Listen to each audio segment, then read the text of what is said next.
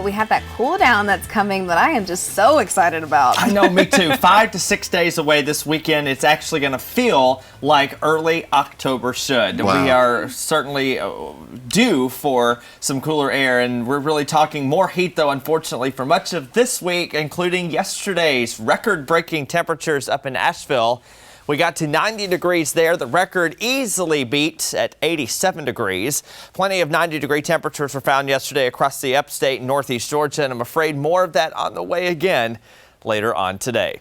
Radar nice and clear. We are not looking at much, if any, cloud cover. However, there is still an area or two of dense fog across the mountains from Asheville developing back into parts of the Franklin area.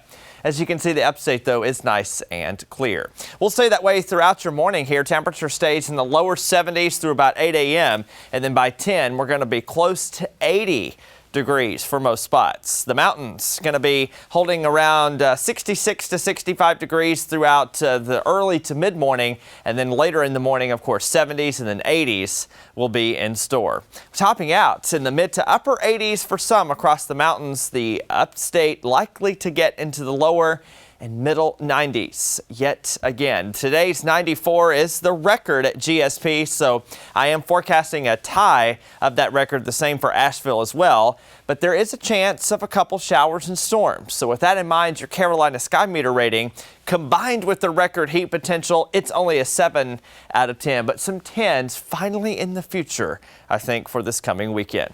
Futurecast is dry through noon, and then we'll start to see some of those showers and storms form in the mountains, and a few of those could slide into the upstate. But overall, this is not going to be a widespread, extremely heavy or beneficial rain, but at least there is a chance of a couple showers in and around these parts. Tomorrow morning, mostly cloudy, and throughout the day tomorrow, more clouds than sun, still leading to a small chance of rain for some, but unfortunately, it's not going to do much to put a dent in our growing rain deficit for the month of September. We are well over 3 inches behind where we should be. In fact, if no rain falls at the GSP airport today, we are going to be the 5th driest September ever on record. So far this month, only 0.18 of an inch of rain falling at the airport. Your 7-day forecast today, the best chance to see any rain because Tuesday, Wednesday, Thursday dry. Friday mostly dry, but the cold front is finally going to bring in some cooler air just in time for the weekend. Saturday and Sunday,